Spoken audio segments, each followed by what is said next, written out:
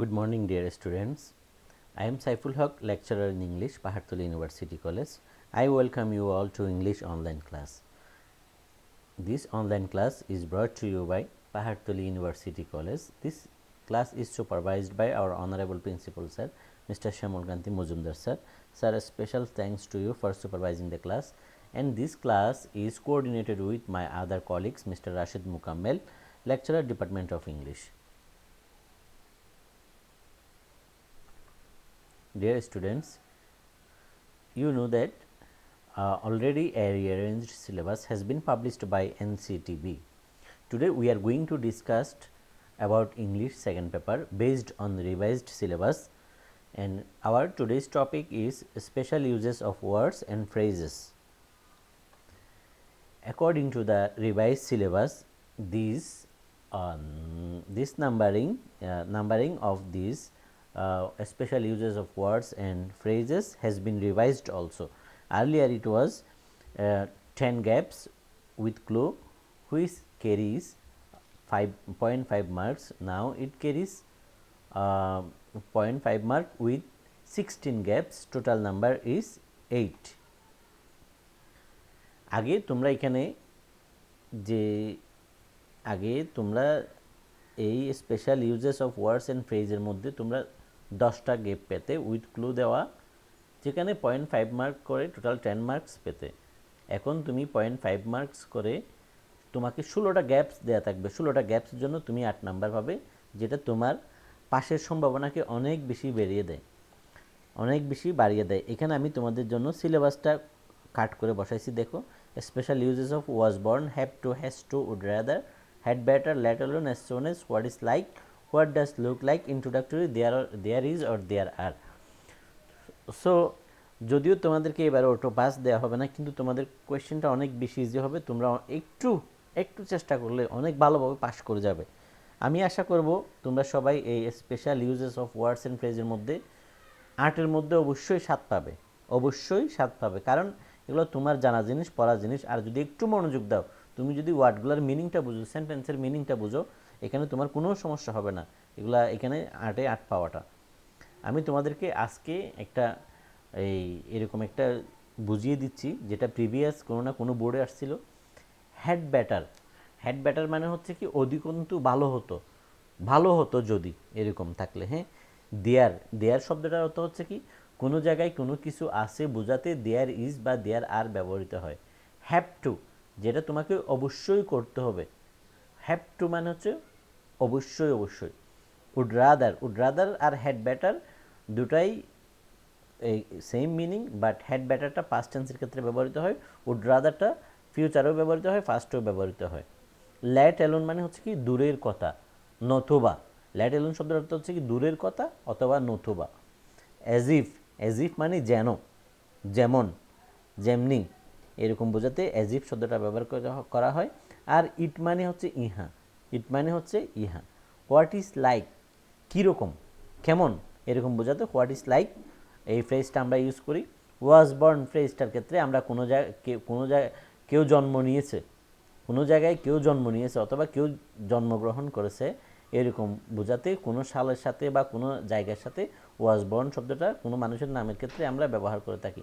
As soon as ফ্রেজটার অর্থ হচ্ছে যথা শীঘ্রই, যথা দ্রুত সম্ভব, যত তাড়াতাড়ি সম্ভব, এরকম হলে আমরা অ্যাজ সোন অ্যাজ শব্দটা ব্যবহার করে থাকি। যেমন আমরা এখানে যেই কোয়েশ্চেনটা নিয়ে আসছি, এটা কোনো না কোনো বোর্ডে আসছিল, সেখান থেকে আমি কালেক্ট করছি। দেখো, Matin's father was a low paid service holder. মতিনের বাবা একজন লো পেইড মানে হচ্ছে কি, কম টাকা পারিশ্রমিক পায় এরকম চাকরিজীবী মানুষ, কম পারিশ্রমিকের চাকরিজীবী মানুষ। Matin's father is a low paid service holder. মতিনের বাবা একজন কম পারিশ্রমিকের চাকরিজীবী। সার্ভিস হোল্ডার মানে চাকরিজীবী। He has no ability to buy a bicycle. তার একটা বাইসাইকেল, 2 চাকা সাইকেল কেনার সামর্থ্য নাই। ফর হিজ সান, তার ছেলের জন্য ড্যাশ এ মোটর সাইকেল।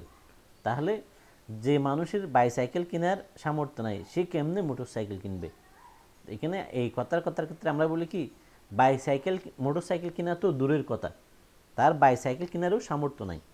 আমরা বলি না বাইসাইকেল মোটরসাইকেল তো দূরের কথা, বাইসাইকেলেরও সামর্থ্য নাই। এরকম বোঝাতে আমরা এখানে ল্যাট এলোন শব্দটাই যাই সবচেয়ে, আর কোনো শব্দটা এখানে যায় না। Matin's father has a low paid service holder, he has no ability to buy a bicycle for his son, let alone a motorcycle. Motorcycle তো দূরের কথা। এরকম দুটো জিনিসের যখন কম্প্যারিজন থাকবে, তুমি আরও বেশি নিশ্চিত হতে পারবা যে এখানে লেট এলোন ওয়ার্ডটা ইউজ হবে। এই লেট এলোন শব্দের অর্থ হচ্ছে কি দূরের কথা, নতুবা। এখানে হচ্ছে মোটরসাইকেল তো দূরের কথা, তার বাইসাইকেল কেনারও সামর্থ্য নাই, এরকম বোঝাতে আমরা লেট এলোন ওয়ার্ডটা ইউজ করব। বি নাম্বারে দেখো, I have never travelled by air, আমি কখনো বিমানে ভ্রমণ করিনি। I have never travelled by air, dash in the sky, dash in the sky. এখানে একটা কোয়েশ্চেন মার্ক আছে। আমরা সাধারণত জানি কি কোয়েশ্চেন মার্কের ক্ষেত্রে যে প্রোনাউনগুলো আমরা ইউজ করি, যে ডাব্লিউএস কোয়েশ্চেনগুলো আমরা ইউজ করি, সেরকম কোনো ডাব্লিউএস কোয়েশ্চেন থাকলে এটা আমরা এখানে ইজিলি দিয়ে দিব, যেহেতু এখানে কোয়েশ্চেন মার্ক আছে। এখানে ডাব্লিউএস কোয়েশ্চেন একটাই আছে, হোয়াট ইজ লাইক, এই ফ্রেজটাই দেওয়া আছে। হ্যাঁ, what is like, what is like in the sky, আকাশে ভ্রমণ করতে কেমন। I have never travelled by air, আমি কখনো বিমানে ভ্রমণ করিনি। What is like in the sky, এখানে এই শব্দটা ছাড়া আর কোনো শব্দটাই যাবে না, এখানে যেহেতু কোয়েশ্চেন মার্ক আছে। আর এখানে কোনো হোয়াট ডাজ লুক লাইক নেই, তাহলে হোয়াট ডাজ লুক লাইক থাকলেও আমরা এটাই দিতাম। এখানে what is like in the sky, তখন হোয়াট ডাজ লুক লাইক হলে দুইটা গ্যাপস থাকতো। এরকম যদি দুইটা গ্যাপসওয়ালা থাকে তখন হোয়াট ডাজ লুক লাইক থাকলে তুমি সেটাই দিবা। আর এখানে যেহেতু একটা গ্যাপ, এই একটা গ্যাপের ক্ষেত্রে তুমি হোয়াট ইজ লাইক কেমন ইন দ্য স্কাই, আকাশে ভ্রমণ করতে কেমন, আকাশে কেমন না, এটা হচ্ছে আকাশে ভ্রমণ করতে কেমন। তোমার প্রিভিয়াস যে ক্লজটা আছে সেটার উপর বেসড করে এটা মিনিং হবে। আকাশে ভ্রমণ করতে কেমন, হোয়াট ডাজ ইট লাইক, আকাশে কেমন, ইন দ্য স্কাই, আকাশে ভ্রমণ করতে কেমন। বুঝতে পারছো আশা করি। Let's go to the cinema, চলো সিনেমায় যাই, চলো সিনেমায় তো যাওয়া যায় না, চলো সিনেমা দেখতে যাই। Let's go to the cinema, চলো সিনেমা দেখতে যাই। It is not worth, sorry আমি তো বলেই ফেলছি অ্যান্সারটা, is not worth waiting any longer, is not worth আর বেশিক্ষণ অপেক্ষা করা ভালো হবে না। ইট ইজ নট ওয়ার্থ, এখানে যে ওয়ার্ডটা যায় সেটা আমি এই আনকনশাসলি আমার অবচেতন মনে চলে আসছে। ইট ইজ, এখানে ইট ইজ ছাড়া আর কোনো শব্দ যায় না। চলো আর অপেক্ষা না করে আমরা সিনেমা দেখতে চলে যাই। ইট ইজ নট ওয়ার্থ, আর বেশি অপেক্ষা করা ভালো হবে না, এরকম বোঝাতে আমরা ইট ইজ নট দিয়ে দিব। কেমন, ইট ইজ, ইট ইজ, এখানে তো এই ইট ইজ ছাড়া আর কোনো শব্দটাই যায় না। ইট is not worth waiting any লঙ্গার, এখানে আমাদের আর অপেক্ষা করা ভালো হবে না, এরকম বোঝাতে ইট শব্দটা এখানে ব্যবহার করা হবে, ইট ওয়ার্ডটা এখানে ব্যবহার করা হবে। ডি নাম্বারে দেখো, আই এম টায়ার্ড, আমি ক্লান্ত, dash stay at home than go outside. আমি ক্লান্ত, এখানে পাস্ট টেন্সের কথা বলা হয়েছে। আই এম টায়ার্ড, আমি ক্লান্ত হয়ে গেছি, আই এম টায়ার্ড, এখানে আমি ক্লান্ত হয়ে গেছি। I dash stay at home than go outside, বাহিরে যাওয়ার চেয়ে আমার বাসায় থাকা ভালো হবে, বাহিরে যাওয়ার চেয়ে আমার বাসায় থাকা ভালো হবে। তাহলে এখানে হবে কি, আই উড রেদার, আমার অধিকন্তু ভালো হয়, আমার অধিকন্তু ভালো হয় স্টে অ্যাট হোম যদি বাসায় থাকি, এখানে হবে উড রেদার। হ্যাড বেটার এখানে হবে না, হ্যাড বেটার কেন হবে না সেটা আমি পরেরটাতে গিয়ে বলবো। এখানে বলছে আই এম টায়ার্ড, ও ক্লান্ত হয়ে গেছে, ওকে কেউ একজন বলতেছে বাহিরে যাইতে, হ্যাঁ, তখন সে বলতেছে I would rather stay at home than go outside, বাহিরে যাওয়ার চেয়ে আমার বাসায় থাকাটাই ভালো হবে। এখানে উড রেদারটা ফিউচার রেফার করতেছে, I would rather, future refer করলে আই উড রেদার, অথবা প্রেজেন্ট রেফার করলে আই উড রেদার। এবার নেক্সট ওয়ান দেখো, E number, you look very anxious, তোমাকে খুব বিষণ্ণ দেখাচ্ছে, you look very anxious. And can't continue your study, তুমি আর পড়ালেখা চালিয়ে যেতে পারবে না। You had better take rest, এখানে হবে you had better take rest, তো ভালো হয় অধিকন্তু ভালো হয়, এখানে হ্যাড বেটারটাই হবে। দুটাই ভালো হওয়া, হ্যাড বেটার এবং উড রাদার। হ্যাড বেটার মানে হচ্ছে অধিকন্তু ভালো হওয়া, উড রাদার মানে এর সে, উড রাদার, হ্যাড বেটার মানে অধিকন্তু ভালো হয়, অধিকন্তু ভালো হয় এখানে হচ্ছে। আর উড রাদার মানে অধিকন্তু, উড রাদার মানে অধিকন্তু, হ্যাড বেটার মানে অধিকন্তু ভালো হয়, অধিকন্তু ভালো হয়। You had, you had better take rest, অধিকন্তু ভালো হয় কি তুমি রেস্ট করো। আগেরটা ডি নাম্বারে ছিল I am tired, I would rather আমার উচিত, আই উড রাদার আমার অধিকন্তু উচিত, এটা হচ্ছে অধিকন্তু ভালো হয়। আই উড রাদার মানে আমার অধিকন্তু উচিত, I would rather stay at home. তাহলে ই নাম্বারে হবে you had better take rest, অধিকন্তু ভালো হয়। হ্যাড বেটার মানে হচ্ছে অধিকন্তু ভালো হয়, এটা হচ্ছে অধিকন্তু বুঝাইলে। একটা উড রাদার মানে হচ্ছে অধিকন্তু, আর হেড বেটার মানে হচ্ছে অধিক ভালো হয়, অধিক ভালো হয়, এরকম বোঝাইলে হবে হেড বেটার। তাহলে ই নাম্বার আনসার হবে had better. I am surprise to hear his speeches, I am surprise to hear his speeches, আমি তার কথা শুনে অবাক হয়ে গেছি, আমি তার কথা শুনে অবাক হয়ে গেছি। সারপ্রাইজড বিস্মিত হওয়া। I am here, I am surprise to hear his speeches, আমি তার কথা শুনে বিস্মিত হয়ে গেছি। হি স্পিক্স, সে এমনভাবে কথা বলে।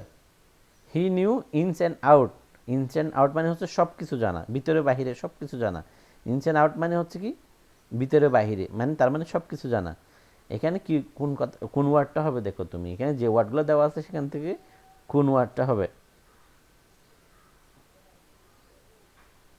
অ্যাজ ইফ, অ্যাজ ইফ মানে যেন, অ্যাজ ইফ শব্দের অর্থ যেন, সে এমনভাবে কথা বলে যেন। হি স্পিক্স অ্যাজ ইফ, এফ নাম্বারের অ্যান্সারটা হবে অ্যাজ ইফ। অ্যাজ ইফ মানে হচ্ছে কি যেন, যেমন, যেমনি। হি স্পিক্স অ্যাজ ইফ, সে এমনভাবে কথা বলে যেন। He knew ins and out, সে সব জানে। ইনস অ্যান্ড আউট মানে হচ্ছে সব জানা, ভিতরে বাহিরে বা সব জানা। সে এমনভাবে কথা বলে যেন কি সে সব জানে। তাহলে এরকম বুঝাইলে আমরা কোনো কিছু সব জানা বা কোনো কিছু এই বেশি কথা বাচাল বোঝাইতে এজ ইফ শব্দটা আমরা ব্যবহার করে থাকি। সালাম ফিলস পেইন ইন চেস্ট, সালামের বুকে ব্যথা অনুভব হচ্ছে। সালাম ফিলস পেইন ইন চেস্ট, সালামের বুকে ব্যথা অনুভব হচ্ছে, বুক ব্যথা করতেছে। He dash go back to the hospital, he dash go back to the hospital. সালামের যেহেতু বুকে ব্যথা করতেছে, মনে করে হার্টের একটা রুগী, তাকে তো আর বাসায় চিকিৎসা করা যাবে না, তাকে অবশ্যই কী করতে হবে, হসপিটালে পাঠাতে হবে। এরকম অবশ্যই বোঝাতে আমরা কি ব্যবহার করব, হ্যাজ টু বা হ্যাভ টু শব্দটা আমরা ব্যবহার করব।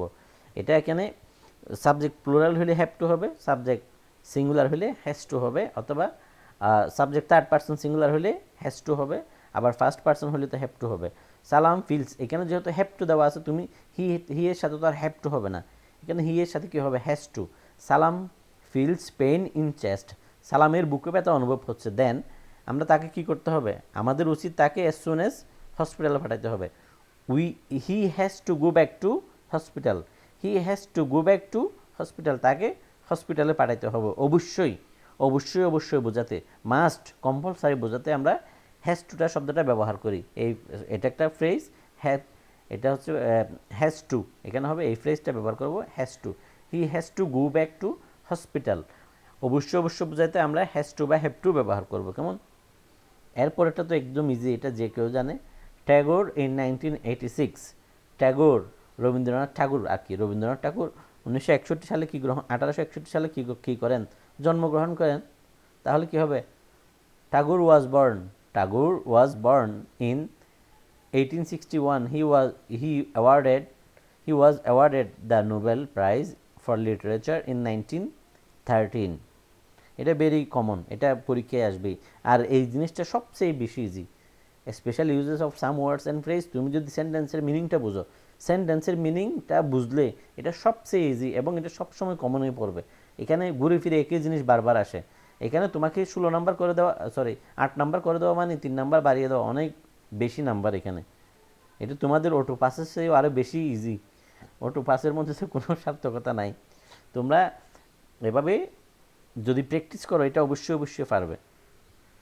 এরপর দেখো, dash is no fish here, আমি আগেই বলছিলাম কোথাও কোনো কিছু আছে নাই, এরকম বোঝাতে আমরা যে কোন শব্দটা ব্যবহার করবো বলছিলাম, দেয়ার ইজ আর অথবা দেয়ার আর, কোথাও কোনো কিছু আছে নাই এরকম বোঝাতে। ইট is a swimming pool, swimming পুলে তো কোনো মাছ থাকে না, সুইমিং পুলে অতিরিক্ত কেমিক্যাল ইউজ করা হয় পানি নীল দেখানোর জন্য, সেখানে কোনো মাছ রাখে না। আর মাছ থাকলে মাছ থাকলেও ওরা ওই মাছগুলো ধরে ফেলা হয়, কারণ ওই মাছগুলো পানি ময়লা করে ফেলে। There is no fish here, এখানে কোনো মাছ নাই। আই নাম্বারটা হবে কি, there is no fish here, এখানে কোনো মাছ নাই। ইট ইজ এ সুইমিং পুল, এটা একটা সুইমিং পুল। সুইমিং পুলে সাধারণত কোনো মাছ রাখা হয় না, দেওয়া হয় না।